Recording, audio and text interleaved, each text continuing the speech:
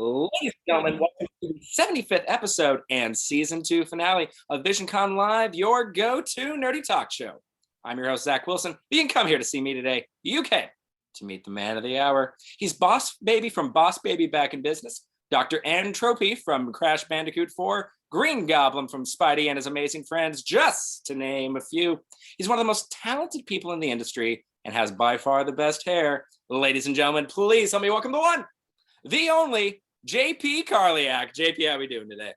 Hi, your 75th show. You have me on for the diamond anniversary?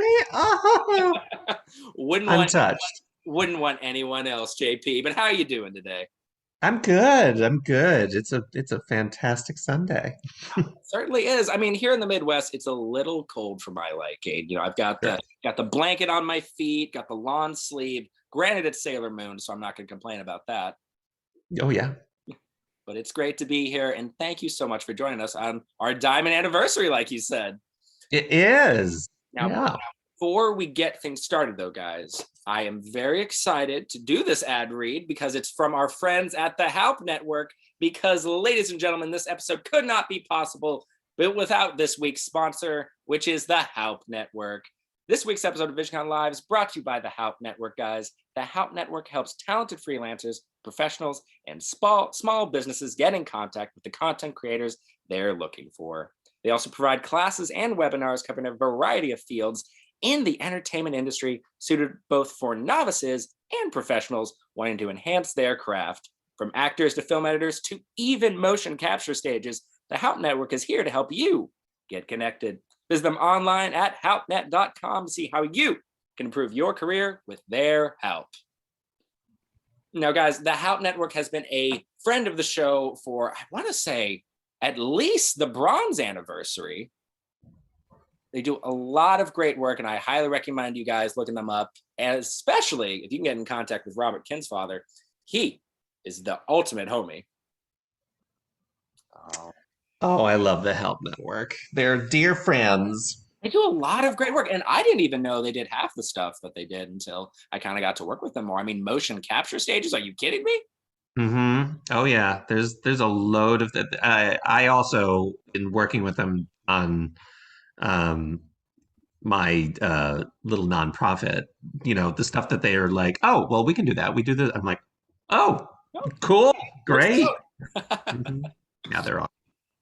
Well, that nonprofit is one big thing that I really want us to talk about later. But the Hmm. first thing I wanted to touch on, JP, is that you're a titan in the industry. You have a long history of all of your successful roles, and we'll get to those in a minute. But what I Hmm. want to start with is how we got here, JP. Was showbiz always the plan, or did something happen later on in life that kind of brought us to where we are today? Showbiz was always the plan. However, it wasn't necessarily voiceover. I grew up. I always say that I think that voiceover people come in two categories: the ones who wanted to do this from a very young age, and then the ones who just kind of fell into it. I'm sort of the hybrid of the two in the sense that I wanted to do this from a very young age, but I was always under the impression, thank you, Robin Williams, that you had to be famous in order to do voiceover. So I kind of set out being like, okay, I'm going to go to Hollywood. I'm going to become an on-camera actor and get so popular that they let me do voiceover. And that kind of was the plan. So, I went to school for theater in DC. I transferred to USC in LA and graduated, and then promptly started doing grocery delivery, as one does. And yeah, somewhere along the way, uh, I had friends who were like, "Oh, you do funny voices. Somebody's doing this project. Somebody's doing this project." So I would do these voices, and it went really well. Like a lot of people were responded well to them. So finally, I talked to one of my professors at USC, Kelly Ward, who also is a director of animation and is an amazing animation director, and was like, "What do I do? Who do I talk to?" And he told me to, I want you to study with this person, and this person. And one of those people was Bob Bergen, who you know. And Bob became my mentor and took his class. We became friends. He recommended me to an agency, and the rest is history. And it's funny that that Bob Bergen played such a pivotal role because I would say even for shows like this, I mean, the fact that Bob Bergen gave me a chance and actually got on the show, I think is a big reason why a lot of the big names that you see that have been on the show that I'm very blessed, lucky, grateful, whatever adjective you want to use, that came on the show was because like, oh my gosh, you interviewed Bob Bergen. I mean, okay, clear you're not just some bumbling moron. You at least know something about what you're doing. He's Correct. just a great guy in general. And honestly, your career speaks for itself. I mean, you definitely took what he said to heart and really made it your own. And on that note, let's go ahead and get started with the first character, which is from grocery delivery to one of the most popular children's shows on Netflix. Netflix. Ladies and gentlemen, let's get started with Boss Baby from Boss Baby Back in Business. Oh, him. Now, JP, before we dive a little deep on this part, give us a brief overview of the character, maybe some fun anecdotes about getting or playing the part, anything at all. Yeah. So the auditions for Boss Baby Back in Business happened before the first movie came out. I think maybe a trailer had dropped. I think that was about as much as was out there.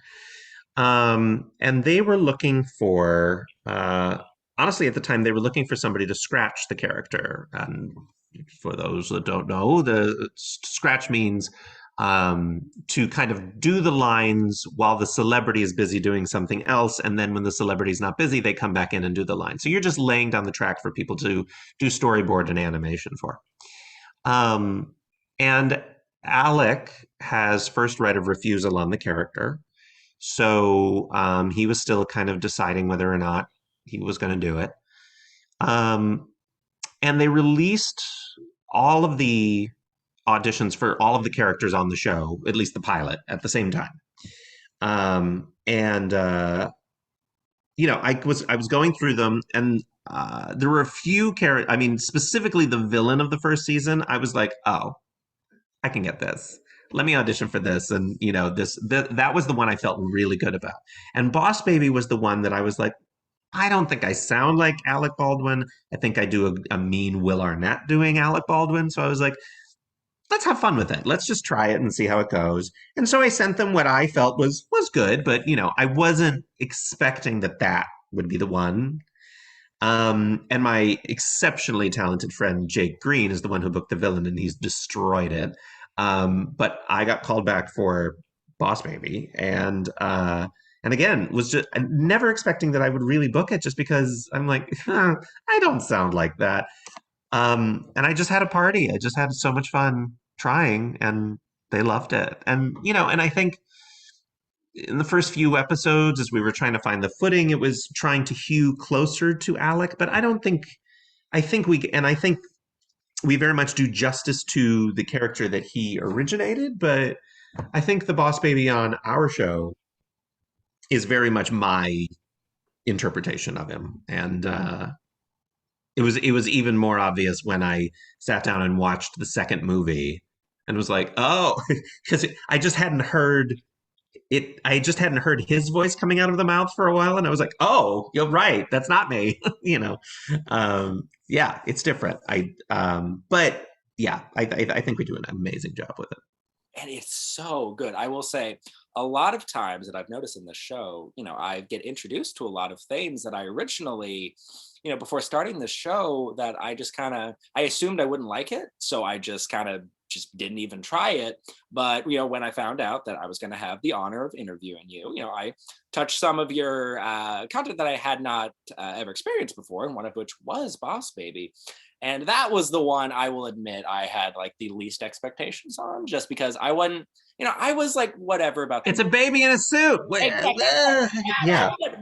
But so then I get into it. I'm like, I love this. Like, it's so fun. And it's just the right amount of like tongue in cheek to keep like those older in it, but also there's just such much endearing quality, and just like, I don't know, it's a perfect example of, don't knock it till you try it. Yeah, and I think much like the first movie, it's the relationship between the brothers is just, it's so heartfelt and sweet that as ridiculous as it gets, and it gets ridiculous in a hilarious way, but like, it's like, oh, how does this even make sense?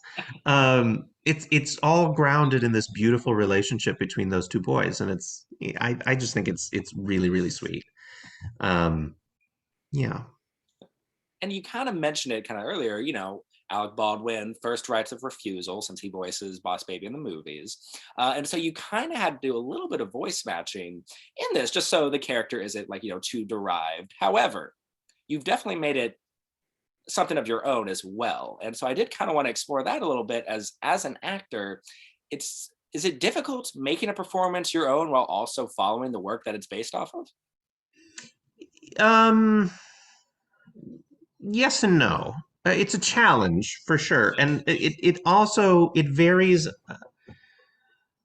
A lot of the characters that I've done are have been originated by somebody else, and every circumstance for each character has been a little bit different in terms of what they're specifically looking for.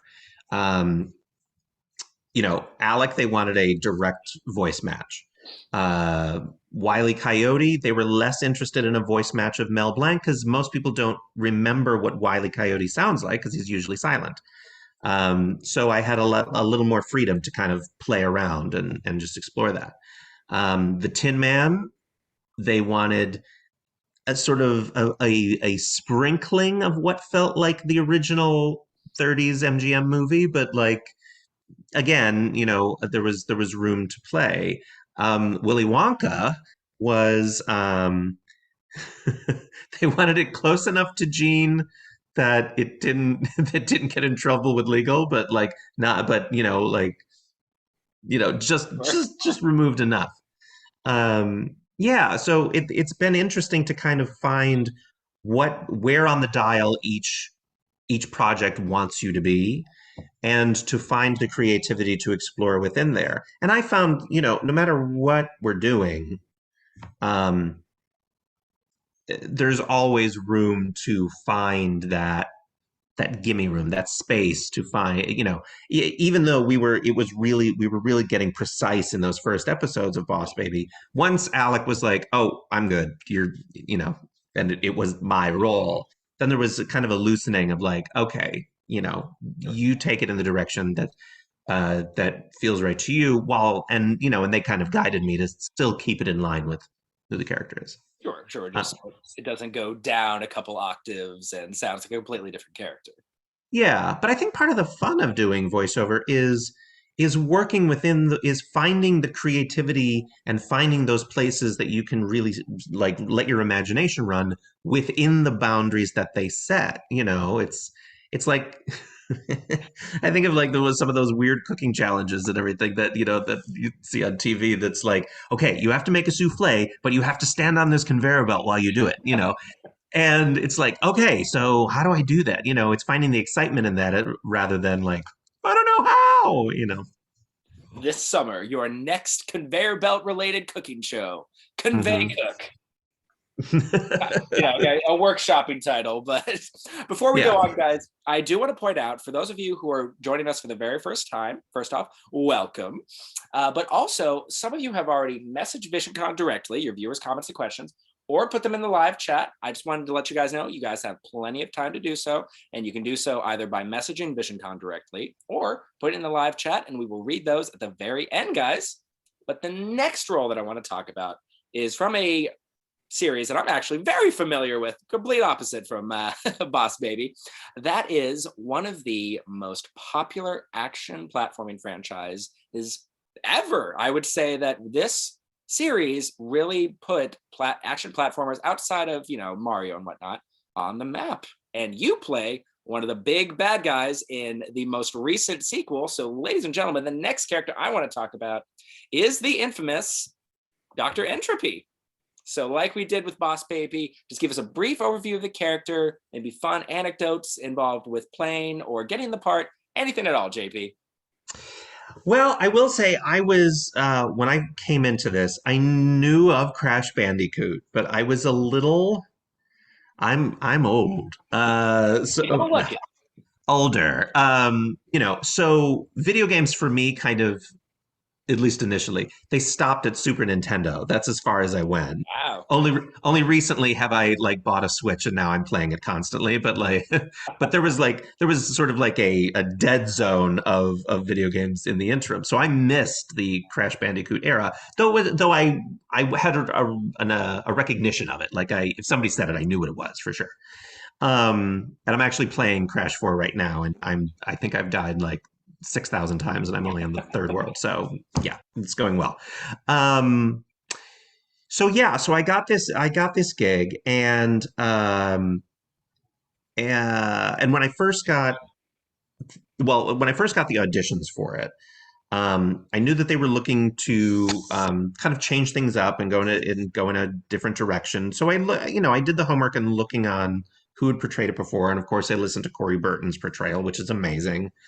Um, but Corey's incredible, and I was like, well, I don't want to do exactly Corey because Corey's still with us. They absolutely could just hire Corey if they wanted to, So I wanted to just kind of be like, okay, so this is what's come before. Let me put my own spin on it. Which is, kind of similar to what I do with Green Goblin and, roles that have been played by numerous people in the past. Just trying to find like, okay, I can kind of see where the general area that everybody's targeting, and let me just find my unique spot within there. And so that's what I did with him. I think he's got a little bit of Wile E. Coyote in him. He has that arch smarm about him that is so delicious and fun to play. And I think it stands apart from Corey's as different. But Corey's is still utterly amazing. Yeah, it's fun. I mean, his design alone, I'm in love with. I mean, Right? he's got the jawbones that put even mine to shame. He's got that suave kind of nature to him, kind of a stark contrast, various and just. But so anyway, so once you found out, because I know that you weren't exactly a huge fan of the Crash Bandicoot series, you at least had a passing knowledge of it, however. But I have to assume there might have been some point when you were cast as Dr. Entropy and you realize, how big of a series and how beloved of a series Crash Bandicoot is. Oh yeah, go ahead. I just was curious, was there ever a point where it kind of settled with you how beloved the series was? And did that give you any sort of extra nerves? I mean, obviously, I'm sure getting any role has a little bit of nerves to it, but did the fact that this series was so beloved add any stress to it? No. And the reason being is that, it was not announced, or I wasn't announced as part of the video game until it really dropped. Like, I don't think anybody was really, they may have, announced who maybe Crash's voice was, but Crash only does like, well, and, that's about it. But yeah, I wasn't announced until the video game dropped. And it had been so long since the last Crash game that it's one of those things like, who knows, how maybe there's still the audience, maybe there isn't, we'll see. And it wasn't until it hit and it was huge and the fan response was big and like people were hitting me up on Instagram and all sorts of stuff, or, my cameo, which was really just kind of like a Boss Baby fan channel. All of a sudden, everybody was like, oh my God, please do Entropy. I'm like, oh, okay. All right. I see this.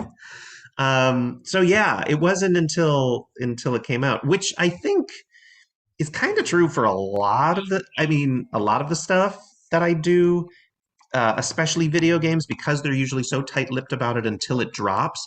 There really isn't the nerves recording it because it's like, all right, well, this could be amazing. This could be a flop. Who knows? Well, let's just have fun while we're doing it. And then these things drop and then they're successes. And it's like, oh, okay, great. I think it's more challenging when you have to do like a sequel or like follow up and the precedent has been set with you in the part. And then it's like, oh God, I hope I get this right again. Okay, so you're more worried about, or I say worried as the word I used, but could be slightly a bit more nerve wracking through the sequels because you want to make sure, because lightning doesn't always strike twice. So interesting. Okay. Especially because, like, it's one thing if people compare your performance to who's come before, that's inevitable. It happens all the time.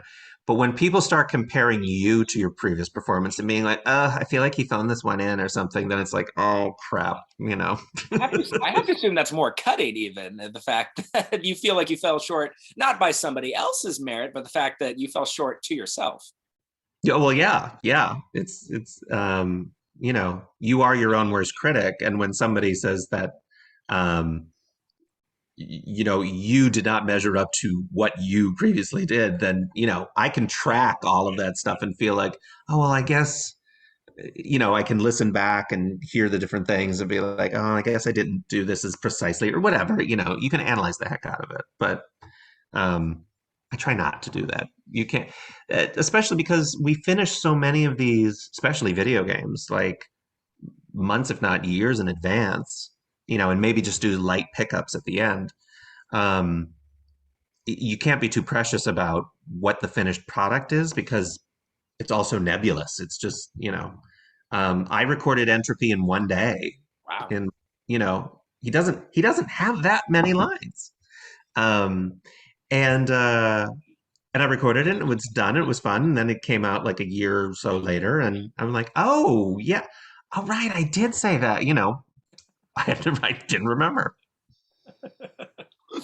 Well, kind of jumping from that, I did want to dissect a little bit of we're going to do something a little different, guys. Instead of focusing on just a third specific character, I want to actually focus on a lot of different characters that fall into different demographics because through the research that I did on a lot of your roles, I've noticed that you voice both a lot of kid demographic, kind of kid show characters, or at least kid leaning characters, and a lot of characters from a lot of shows that kind of aim more towards an adult audience. And I did kind of want to explore that a little bit. And as an actor, would you say that there's any notable differences on maybe voicing a character for a piece of media that leans more towards the kid realm versus the adult realm?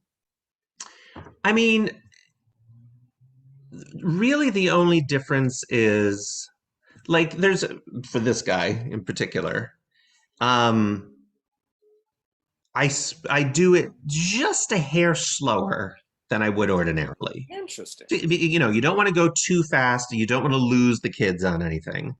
But at the same time, you know, what used to be in vogue when I was a kid, you know, of those characters that are really talking down to you and trying to be, you know, be very teachery, you know, that's we don't do that anymore. You know, you want a character that speaks directly to you, and kids pick up on that. They feel they're more engaged with somebody who treats them like an adult than, you know, no matter how young they are, than somebody who's like, hello, kitty, you know. So yeah, I feel like um, tempo and sometimes just getting in the details, but the details, a lot of it is in the writing. So really, sometimes it's just tempo and enunciation.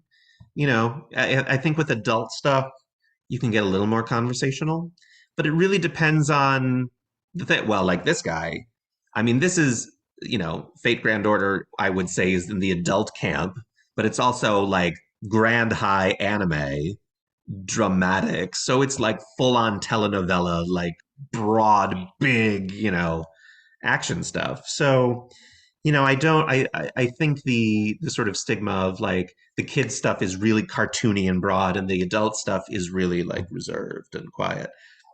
Not necessarily, you know. It really depends show to show, project to project. Because yeah, children's shows may have a little bit less dark themes and whatnot, though not all times, versus the adult ones. But I was curious, is there one you prefer at the end of the day, or do they really just kind of depend? I like the variety, honestly. I don't like getting stuck in one thing for too long. I think that's why I abandoned any hope of going into in like a career on the stage. You know, doing the same show, 8 shows a week, just feels like, you know, not my bag. I like variety. I like the something different all the time. And yeah, I have a lot of fun with being able to do something that's aimed at the kids and, play with that whimsical nature, doing something like the Killing Joke, which is a lot more grounded and real. Doing Dogs in Space, which is kind of somewhere in between, it's sort of a sitcom. So yeah, I like it every day to be different. So, well, speaking of doing different stuff, we are going to take a step away from more of the acting realm and characters and talk about something a little bit more serious. Because, as some of you may or may not know, a lot of industries often don't utilize or maybe actually discriminate against LGBTQIA plus people, which really sucks for a multitude of reasons, but also a lot of the reason is because some of the most talented people out there may never get their shot just because they want to be who they are and live their life the way it was meant to be lived. And you took a look at that and said enough. So you started a nonprofit that I am really excited to talk about. Let's talk all about Queer Vox Academy. So tell us everything. First, give us like an overview about it, and then we'll kind of delve deeper inside of it. Well, scroll down a bit and I'll just read it. No. Yeah, no, in January, I started QueerVox, which is a nonprofit training academy and community for LGBTQIA plus voice actors. But I started it, I was having some conversations with some casting friends. And on the plus side, there is an increase in queer roles appearing, queer characters appearing both in interactive and animated media. Sweet. But there wasn't the authentic casting to go with them. They were often being cast by cis or straight actors. And that's fine. I'm glad the representation is there. But the thing that kept coming to mind for me was that we as queer people our stories are being told, and there are companies making money off of our stories, but we are not allowed to tell them in our own voice and allowed to earn a living off of those stories as well. Other people are making money off of our stories. And that's when I was like, okay, that doesn't make any sense to me. And in talking to casting folks, they're like, well, it's just, sometimes it's just really hard to find a Latina trans female actress who can perform well in voiceover. I'm like, well, it's not that they don't exist. It's maybe just that either they're not currently performing in union mainstream stuff that you are familiar with, or they might be actors and they just don't have the voice training yet.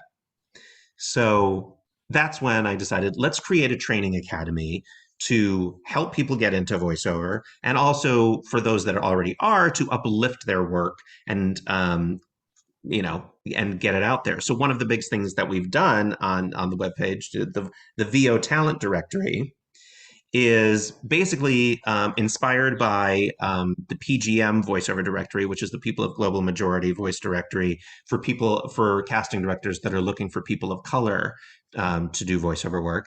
This directory is chock full of all sorts of queer talent. It is easily searchable so that you can find out like what you're looking at, specifically who you're looking for. And it erases that sort of like, I don't know where to find these people. Here they are. Boom, done. So yeah, we have an amazing Discord community. We offer classes. We have this. We're starting a lot more programming next year. But it's just been this awesome little juggernaut that me and my vice principal Sarah El Male, who's amazing, have been doing together. So yeah, it's been really cool. Is there any way that the folks watching at home right now or listening to later on Spotify can do to positively contribute, be that monetarily, anything? Well, as far as like tax deductible contributions, we're not a 501c3 just yet. We're working on that. So hopefully sometime in the early like first quarter of the new year, we'll be able to accept those donations. You're welcome to contribute to me anyway. But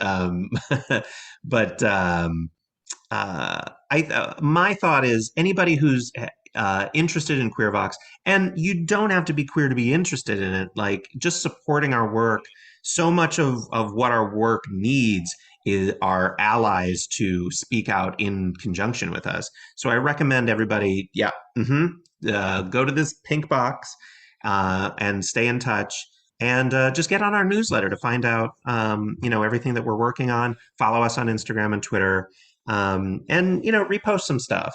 We try to put out some interesting content about why it's important for that representation to be there, and also to uplift those moments when there is queer representation in media and really highlight that. So yeah, there's a lot going on. And I got those links. If you guys are watching this live on Facebook, I got those links in the live chat, plus many more. And if you're watching this later on YouTube or listening to it later on Spotify, it's going to be down there in the description box below, guys. And the next thing I want to talk about, fans of the show will actually be a bit more familiar with, actually, because we've had two separate guests actually come on and talk about it as well. You'll give me just one sec. It is another cause that is near and dear to my heart personally. So let's go ahead and talk about Merch Vote. Sweet. Yay, Nerds Vote. So, yes, Nerds Vote was founded by myself and my dear friend, Courtney Taylor. This was her brainchild. I am helping her lead the charge. And basically, the whole idea is to encourage gamers, con-goers, cosplayers, and nerds of all kinds to vote, to register and to vote. We're nonpartisan. We just want you to be registered and to vote in every election, the local ones and the national ones, and do it every time. And we also give you resources on how to make informed decisions, how to encouraging people to do research beforehand, and also to have fun, like get your friends together and do research on those big ballot sample ballots and everything ahead of time, so that it feels like less of a chore. It's more fun. And of course, we have swag out the wazoo. So yeah, we've been doing this since 2018. Next year is a midterm year, so we're looking forward to a lot more programming through that. And yeah, that's us in a gist, in a nutshell. And I've got those links plus many more in the live chat if you're watching this live on Facebook, or if you're watching it later on YouTube, be down there in the description box below. And for our audio listeners, those two websites were queervox.org for Queer Vox Academy, or Nerds Vote. It's going to be nerdsvote.com, guys. And speaking of links, now, ladies and gentlemen, if you have not already, either message Visioncon directly your viewers' comments and questions, or put them in the live chat. Now is your final chance to do so, because, ladies and gentlemen, we're in the plug zone. JP Karliak, now is your opportunity to plug, promote, advertise, whatever verb you want to use, anything you want. The floor is yours, sir. Well, since you gave me the floor for Queer Vox and Nerds Vote, I don't feel the need to do that any further. Thank you so much. But I will say, there's an awesome show that just came out this week that I have the honor of being a part of, called Dogs in Space. It's on Netflix. It's just this adorable sitcom about dogs who are sent in space by humans on a dying world, in the hopes that those dogs will find them a new inhabitable planet. That's the word. And it's really goofy. It's fun. Haley Joel Osment is the lead. I'm sort of his arch nemesis, a poodle named Happy. Yeah, we have a really good time on the show. It's Kimiko Glenn is in it as well. It's super cute, super fun, and yeah, that's the plug. That's what I would like to watch. Well, I've got links, like I've said, guys, got links to that, plus many more other things, social media platforms, you name it, in the live chat. If you're watching this live on Facebook, or if you're watching this later on YouTube, or listening to it later on Spotify, it's going to be down there in the description box below, guys. And with that said, we're going out of the plug zone and going into our final segment, viewers' comments and questions. So like I always do, guys, I'm just going to kind of drive both of it from both the messenger and the live chat. So let me go ahead and get that open. Okay, this is one I actually really wanted to read. So Rachel tuned in and said, "I love your hair, JP. What product do you use?"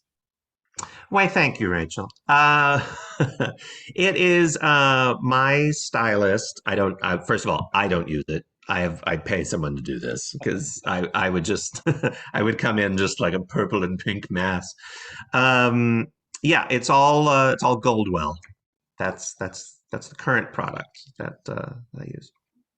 Right, so Lisa tuned in and said, JP, you're so amazing. Lisa here from Singapore. Absolutely adore you as Entropy. Thank you for breathing new life into him.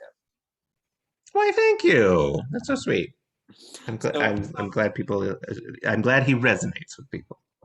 so Ryan tuned in and said, are there any characters that you voiced throughout the years that you wish had more of a spotlight? Um,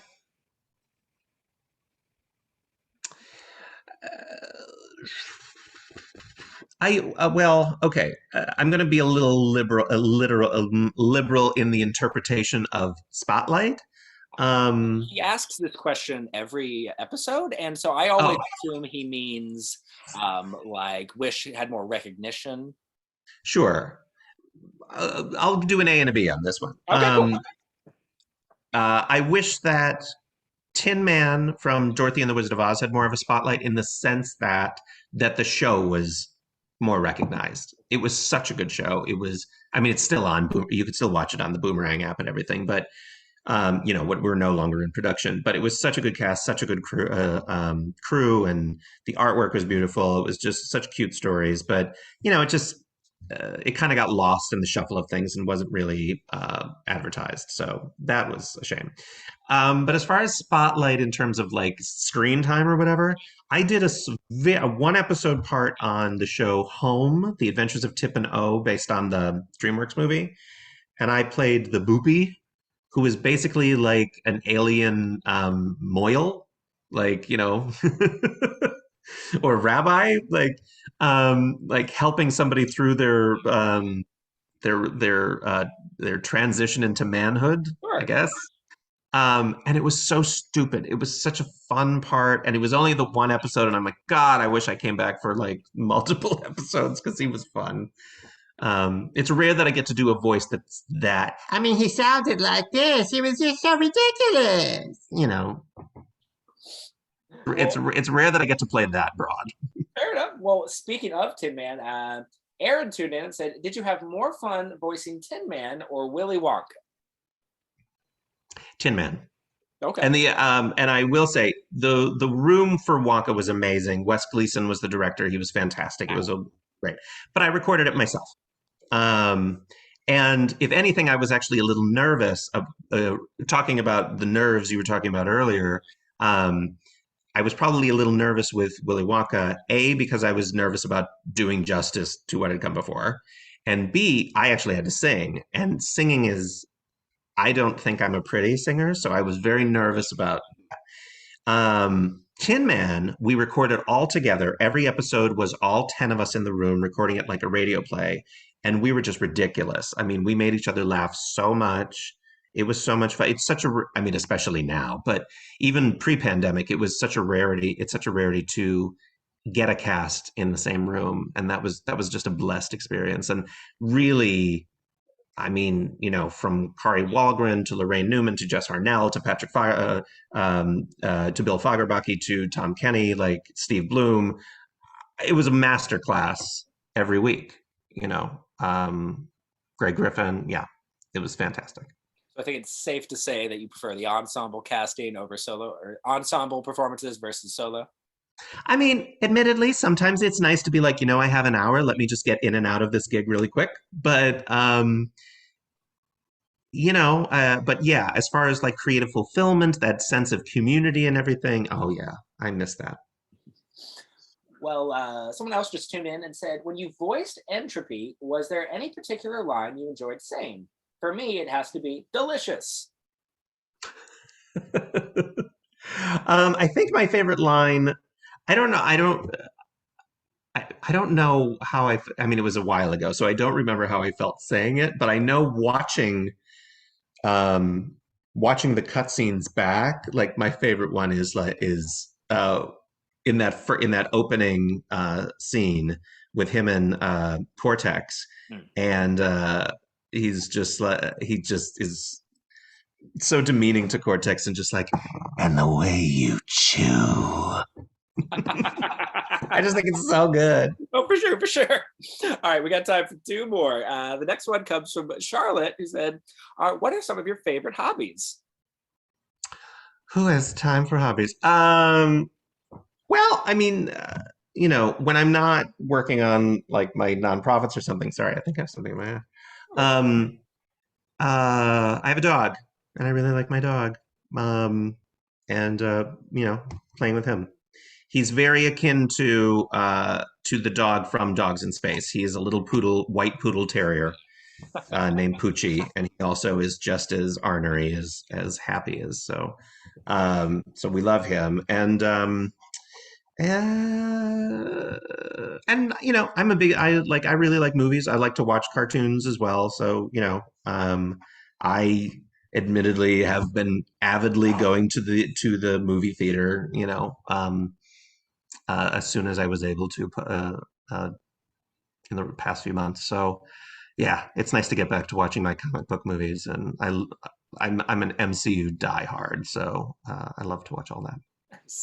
Well, the last one we got time for is from Chris, who said, do you have any tips for an aspiring voice actor involving voice strain? Voice stray. Oh, okay. Um, well, first of all, we want to prevent it, and I think part of that is staying hydrated. Make sure you're drinking a lot of water. Um, Knowing what your boundaries are.